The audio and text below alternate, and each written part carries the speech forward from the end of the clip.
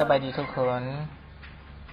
คลิปนี้จะเป็นวิธีสอนการเปลี่ยนรหัสนั่นเองเนาะผู้ใดที่ว่ามีปัญหาในเรื่องของการเปลี่ยนรหัสเดี๋ยวเรามาเบิ่งคลิปนี้กันเลยแต่ว่าก่อนอื่นเมื่อขอแนะนำทุกคนเลยก่อนแล้วกันเนาะสำหรับผู้ใดที่ว่าสั่งยูเซอร์ใหม่หรือว่าผู้ใดที่บ่เคยเปลี่ยนรหัสเนาะแมนให้ทุกคนเฝ้าไปเปลี่ยนรหัสใหม่เลยเด้อผู้ใดที่ว่าได้รับยูเซอร์ใหม่แมนขอให้เปลี่ยนตั้งแต่มือได้รับยูเซอร์เลยและผู้ใดที่ว่ายังบ่ทันได้เปลี่ยนเนาะคือเพราะว่าบ่ทันได้เปลี่ยนก็